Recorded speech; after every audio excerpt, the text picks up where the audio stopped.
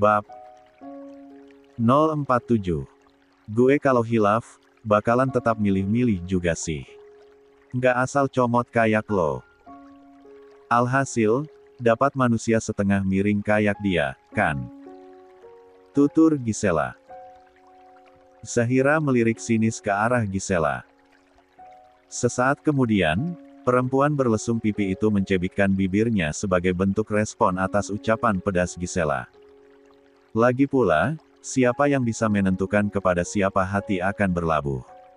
Apalagi, waktu itu, Zahira melihat Danu sebagai sosok yang penyayang, pekerja keras serta sangat berbakti pada orang tua. Danu tipikal lelaki yang sangat menuruti perkataan sang ibu. Menurut Zahira, lelaki yang mampu memuliakan ibunya juga akan turut memuliakan istrinya. Namun, rupanya Zahira salah kaprah. Bentuk bakti Danu pada sang ibu rupanya sudah jauh melenceng dari ajaran agama yang Zahira tahu. Pasalnya, sekalipun sudah tahu salah, Danu akan tetap melakukan apapun untuk sang ibu termasuk membuat hidup Zahira tertekan sepanjang pernikahan mereka. Daripada lo ngomel mulu, mending makan, nih. Sela Aurel. Ia mengambil selembar daun selada. Mengisinya dengan potongan daging yang baru matang dari atas pemanggang lalu menyuapi Gisela hingga mulut sang sahabat benar-benar penuh. Meme PH. Mata Gisela mendelik. Namun, mulutnya tak mampu mengucap kata saking penuhnya. Nah, kalau lo diem, suasana jadi lebih adem kan? Iya enggak, Ra? Aurel mengedipkan sebelah matanya pada Zahira. Perempuan berhijab itu tertawa. Ia merasa sangat terhibur dengan tingkah kedua sahabat baiknya tersebut. By the way, Ardit kapan balik ke sini, Ra? Tanya Aurel di sela makannya. Mungkin Sabtu, jawab Zahira singkat. Orang yang lo percaya buat handle cafe yang di sana, emangnya udah mahir sama job desk-nya dia? Katanya sih udah, jawab Zahira. Orangnya emang cekatan kok, imbuh Zahira. Aurel mengangguk mengerti. Lalu pembahasan kembali berlangsung hingga mereka benar-benar kenyang dan bersiap untuk pulang. Alhamdulillah, kenyang banget. Sering-sering traktir kayak gini ya, bos. Ucap Aurel seraya bergelayut manja di lengan Gisela. Bas, bos. Kalau ada maunya aja, baru panggil bos. Gerutu Gisela. Makasih banyak ya, Gisela. Semoga setelah ini, rezeki lo makin banyak, kehidupan lo tambah makmur, ungkap Zahira menimpali. Amin. Doain juga, biar bokap gue bisa lolos di pemilihan gubernur tahun depan, balas Gisela. Masih lama kali, Sel. Aurel memutar bola matanya. Doain dari sekarang kan, lebih bagus, Rel. Balas Gisela. 80. Udah ah, jangan berantem mulu. Mending, sekarang kita pulang yuk. Oke. Hati-hati ya, Rel. Zahira melambaikan tangan saat mobil Aurel sudah melaju meninggalkan area kafe miliknya. Terdengar suara klakson berbunyi. Aurel turut melambaikan tangan dari dalam mobil yang melaju pelan menuju ke arah jalan raya. Melihat mobil Aurel yang sudah memasuki jalan raya, Zahira pun memutuskan untuk masuk ke dalam ruangannya. Namun, baru saja berbalik, ponsel yang ada di dalam tas bahu yang ia bawa terdengar berbunyi. Ada pesan masuk. Hai, apa kabar? Zahira tersenyum membaca pesan tersebut. Pesan dari Aditya. Alhamdulillah, kabar aku baik, Kak. Kak Adit gimana? Setelah membalas pesan, Zahira kembali melanjutkan niatnya untuk masuk ke dalam. Terdengar sapaan dari beberapa pegawai yang berpapasan dengannya. Zahira hanya mengangguk dan tersenyum sebagai balasan. Aku nggak baik. Balasan dari Aditya membuat Zahira mengerutkan alis. Dibukanya pintu ruangannya sembari terus fokus menatap pada layar HP yang ada dalam genggaman. Kemudian, Zahira menuju ke kursi kerjanya dan meletakkan tas yang ia bawa tepat di atas meja. Belum berapa lama jauh dari kamu, rindu ini rasanya udah bikin sesak, Ra. Sontak, Zahira tersenyum. Lanjutan pesan yang dikirim Aditya berhasil membuat pipinya bersemu merah. Nggak usah gombal, Kak. Balas Zahira. Aku nggak pandai ngegombal, Ra. Yang aku katakan jujur dari lubuk hati. Kalau nggak percaya, tanya sama abang kamu. Si Cakra. Lagi, Zahira tersenyum. Aditya memang sudah tahu bahwa Cakra telah kembali. Malam itu, entah kenapa Zahira merasa sangat harus memberitahu kabar bahagia kepulangan Cakrawala kepada Adit. Dan, sebuah pesan singkat pun ia kirim dan berakhir dengan sesi teleponan hampir setengah jam tanpa sepengetahuan orang-orang rumah. Zahira tahu, walau niatnya murni hanya membagikan kabar gembira, bisa jadi Chandra akan menanggapi berbeda. Terlebih lagi, sejak awal Chandra sudah nampak sensi atas keberadaan Aditya. Pulang dari kafe, Zahira merasa tengah dibuntuti seseorang, entah siapa orang tersebut, namun dengan jelas Zahira dapat melihat sebuah motor matic yang terus mengekori sepeda motornya semenjak keluar dari area kafe. Rasa panik perlahan mulai menyusupi diri Zahira. Sebisa mungkin, perempuan itu terus membawa laju motornya berdekatan dengan pengendara lain agar si pengintai tidak bisa menjangkau Zahira. Ya Allah, itu siapa? Lagaknya mencurigakan sekali, lirik Zahira dalam hati. Saat sudah memasuki komplek perumahan, motor itu masih terus mengekor di belakang Zahira. Lajunya bahkan sudah lebih kencang hingga posisi sepeda motor Zahira dan miliknya jadi sejajar. Ra. Berhenti, Ra. Si penguntit membuka kaca helmnya sembari meneriaki Zahira. 81. Mas Danu. Ngapain kamu, Mas? Tanya Zahira panik. Tak menyangka bahwa orang yang sedari tadi terus membuntutinya ternyata adalah Danu, sang mantan. Berhenti dulu, Ra. Mas mau bicara. Kata Danu. Nggak ada yang perlu dibicarakan lagi. Ngerti nggak sih? Jawab Zahira sedikit emosi. Entah sudah keberapa kali ia menolak lelaki itu namun sepertinya Danu masih saja keras kepala. Rumah Zahira sudah terlihat. Perempuan itu nekat menambah kecepatan laju motornya. Akan tetapi, rupanya Danu juga tak mau kalah. Ia turut menambah kecepatan lalu dengan tanpa rasa takut langsung mencegat motor Zahira. Astagfirullah. Pekik Zahira. Suara ban berderit akibat mengerem dalam kondisi motor melaju dengan kecepatan tinggi hampir membuat dia dan Danu jadi celaka. Nahasnya, karena tak bisa mengimbangi motor yang berhenti mendadak, akhirnya Zahira jatuh. Ah! Zahira meringis. Sebelah kakinya tergencet sepeda motor dan kedua telapak tangannya terasa perih akibat tergerus aspal jalanan komplek. Ra. Panik, Danu gegas turun dari kendaraannya dan membantu menyingkirkan motor yang menindih sebelah kaki Zahira.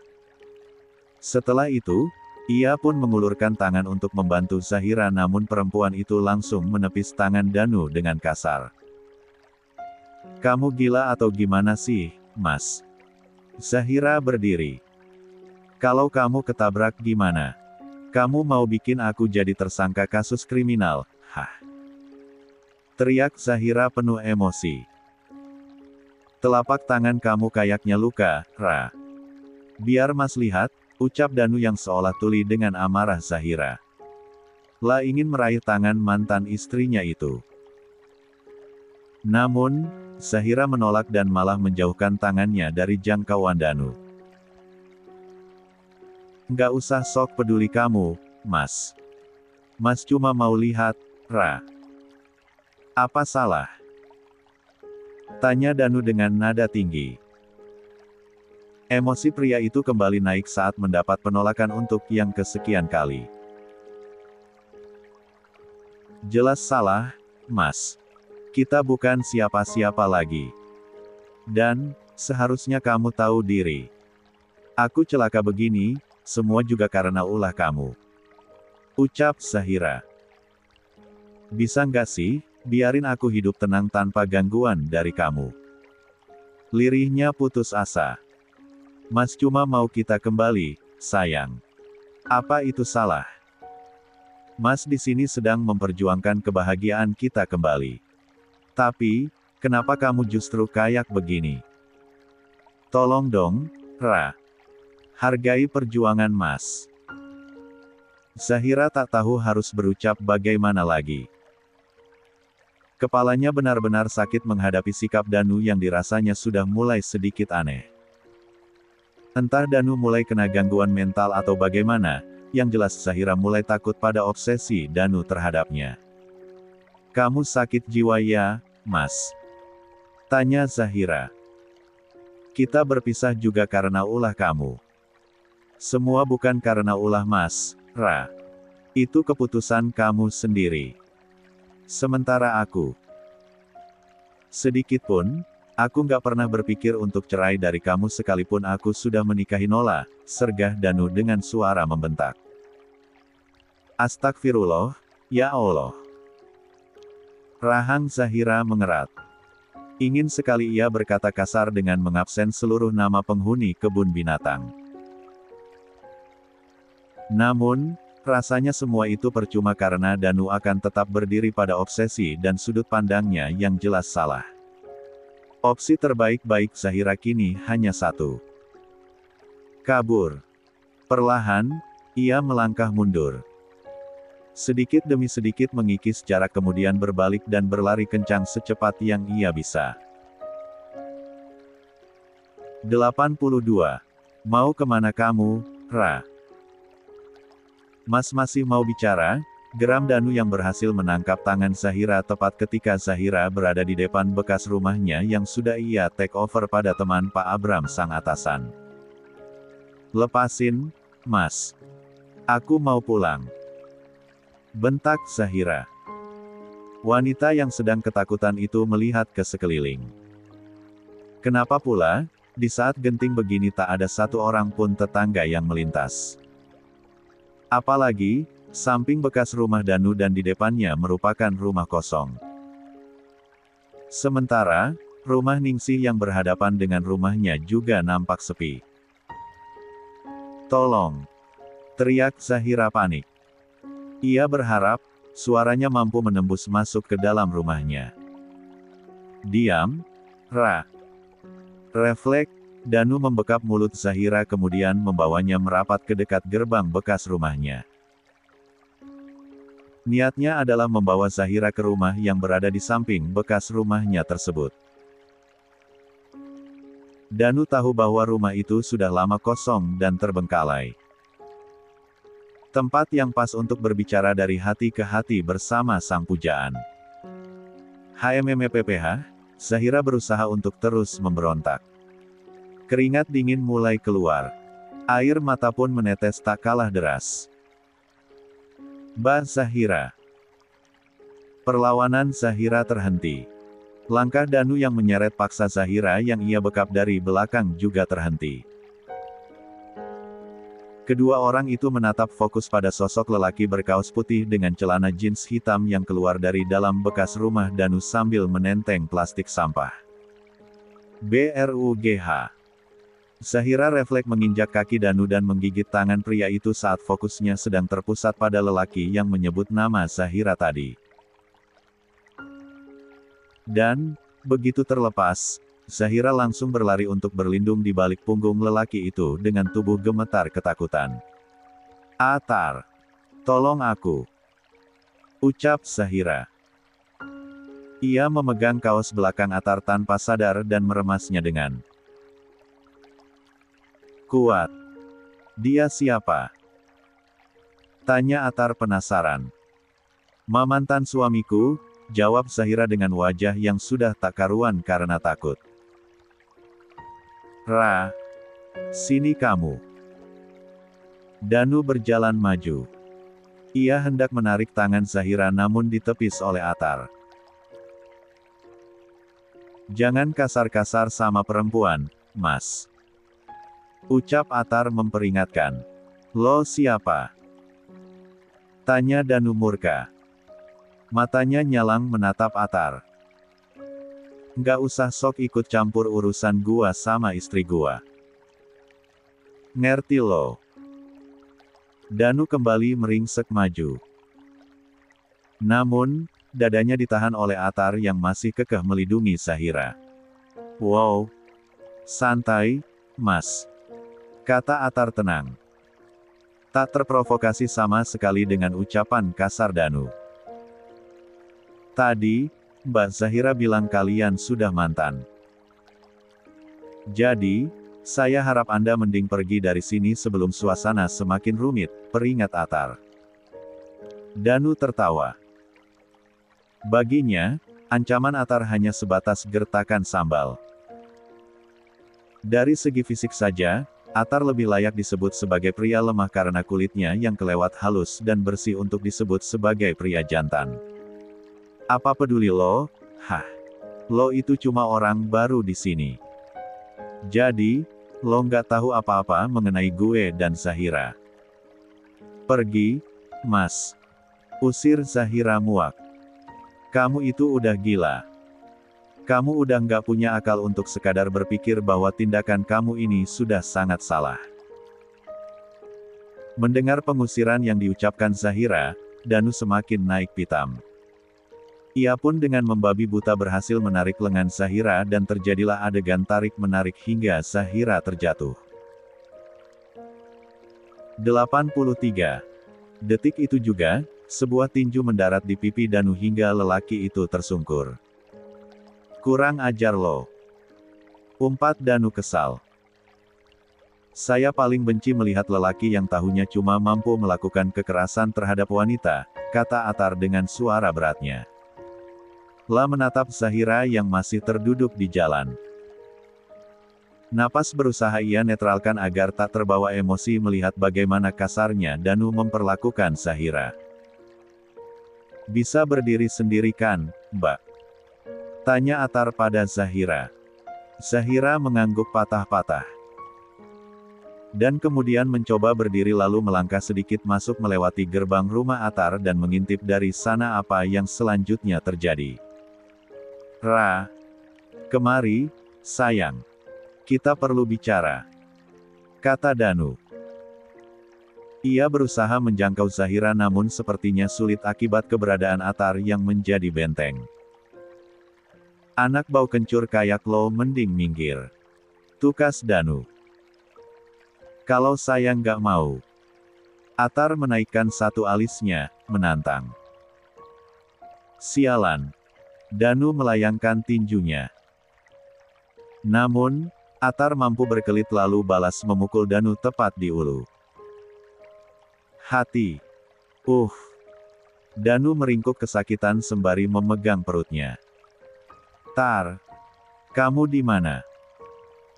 Suara orang yang muncul dari dalam rumah Atar membuat Zahira dan Atar menoleh secara bersamaan. Bang Cakra. Ra, kamu kok di sini juga? Tanya Cakra heran kala menjumpai Zahira berada di dalam pekarangan rumah Atar. Tar, ada apa? Katanya mau buang sampah. Kok masih di sini? Cakra berjalan menghampiri Atar yang berdiri di depan gerbang. Loh, Danu. Jelas, Cakra terkejut melihat keberadaan sang mantan adik ipar yang tergeletak sambil meringis kesakitan. Lalu menoleh menatap sang adik yang sedang memegang erat gagang pintu gerbang rumah baru Atar. Ada air mata dan keringat dingin yang membasahi pipi dan dahi sang adik. Ia pun melangkah keluar. Berdiri di samping Atar hingga dilihatnya dari jarak sekitar 25 meter, motor sang adik terparkir dengan kondisi asal-asalan.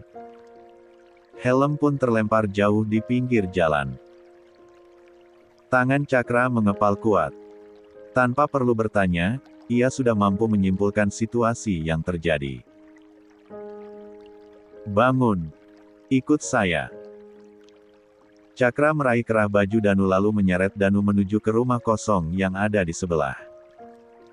Sepertinya, mantan adik iparnya itu butuh diberi pelajaran khusus tanpa gangguan dari siapapun.